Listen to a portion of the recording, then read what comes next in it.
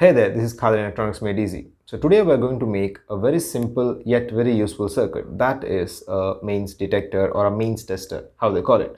So usually we used to get devices like this one, screwdriver kind of devices, which whenever you touch the tip of this to the live wire or maybe a socket, then you will have a neon bulb lighting inside indicating that the main supply is on or the main supply is connected. But the one problem with this one is that whenever you touch it, you have to touch this part of the screwdriver to complete the circuit to the ground. Most of the cases you don't need to touch it, but there are few cases where if the power is less, then you need to touch this one and touch either ground or the wall to partially earth it, and the light inside will glow indicating that it's connected to the main supply. But yes, that will shock you mildly, not deadly but mildly. So today we're going to make a mains supply tester which, without actually touching the terminal or the live wire, it can indicate if the main supply is on. Let's see how.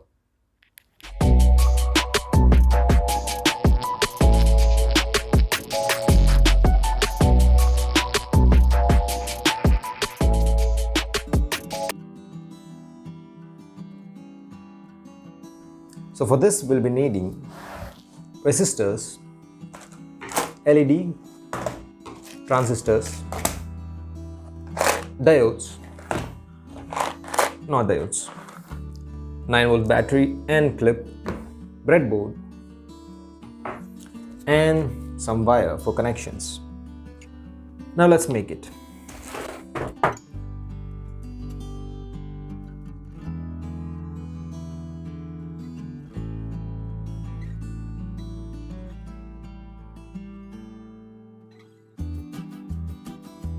So I started making my circuit on this new breadboard, but for some reason there was some connection issue, so I had to remove everything and I make again on my old breadboard, which looks very dirty, but yes, it works.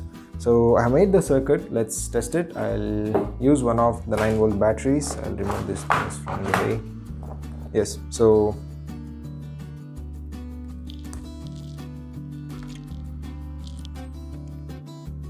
it does glow. For some weird reason it keeps glowing.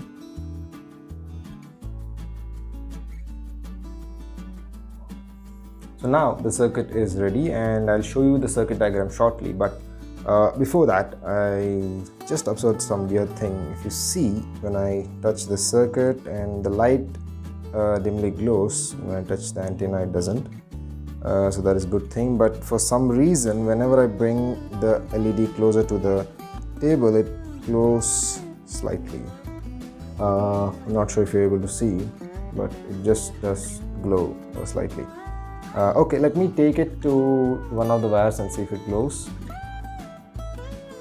Yes, it does glow and it switches off immediately once I bring it away. So if you see, I'm taking it closer to the live wires and it starts glowing. In the circuits which I saw on the internet, the wire which is used as the antenna here is like a coil, not like a straight wire like how I kept it. So let's make it into a coil. Yeah, so I have made it into a small coil. Let's see. Oh, it stops working. What does it stop working? Oh, it's glowing now. Okay, I think some loose connection. Let me fix that. Okay, so I have finished the circuit here. It's almost same as what I see in the internet, but one thing I observed is, if you see, the LED is slightly glowing here, very dim glow. I'm not sure if you're able to see. And when I take it closer to the main supply, it starts glowing a little brightly. And I bring it away, it dims out and again starts glowing slightly. See, it goes bright, it switches off and slightly starts glowing again. That's weird. And unlike the internet circuit, I'm using a 9-volt battery here. That might be the cause of the problem. So yes, I have solved the problem of that dim glowing LED. That might be because of the stray charges at the base of the transistor. So to solve that, what I did is I added a 1 mega ohm resistor from the last transistor's base to the ground. I'll show it on the schematic here. So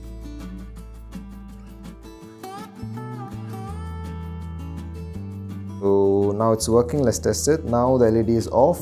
I'll take it towards the main supply wire. As you can see, it slightly starts glowing, and here it glows.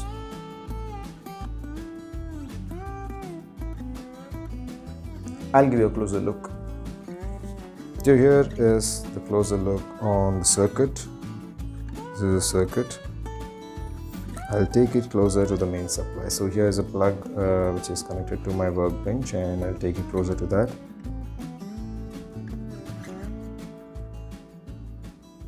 As you can see, as I approach it, it starts glowing. When I go closer, it starts glowing brightly. I'll take it towards the switch.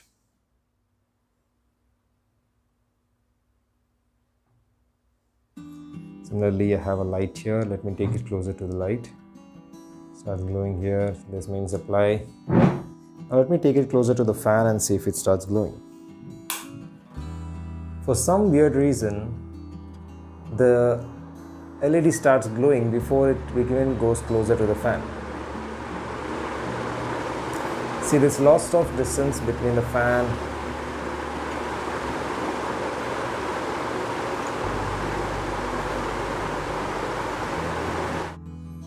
Now because the circuit is working, we'll solder this onto a PCB and make it permanent.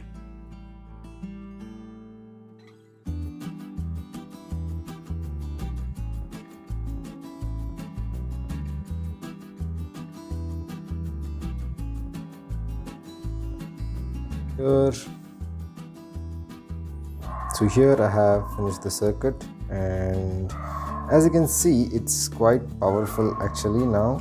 Even if I bring it closer to any electrical device, it starts switching on. So here is the device, and as you can see, it's already glowing slightly. That might be because of this lights, and when I take closer to one of the lights, it starts glowing. And when I switch the lights off,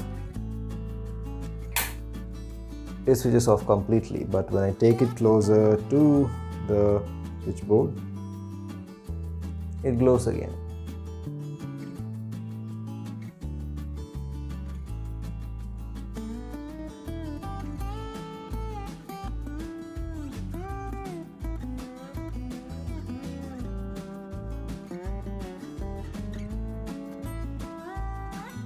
I covered the backside of this circuit with some paper tape so that there's no touching the circuit.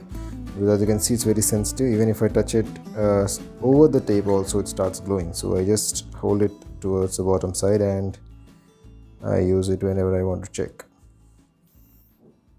So here I have changed the antenna from the insulated wire to a copper wire, and I have soldered this one onto the board like this.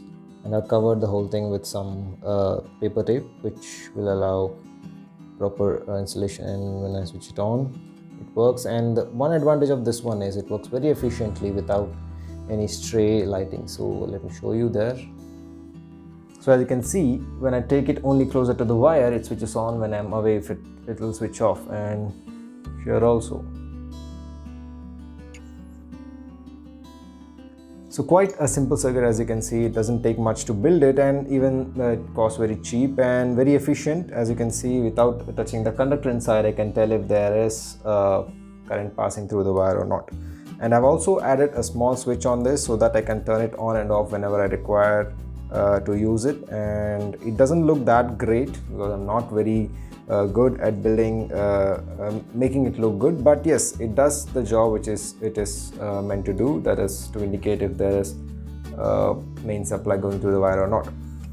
A few people claim this works on the capacitive property, few claim it is working on the electromagnetic property. So as you can see, when I was using this insulated wire as the antenna, even far away from the fan, it still turned on the LED and it was indicating. So if it was capacitive, I don't think it would have worked. One thing to note here is that there is only one side of this antenna or the coil connected to the circuit, the other end is open. So there is a stray component from that end of the coil to the ground. It can be a stray capacitor or even a stray inductor. So if it's a stray inductor, it will work on electromagnetic induction, which I believe is the reason why the LED turns on even far away from the fan, even when the fan is switched on.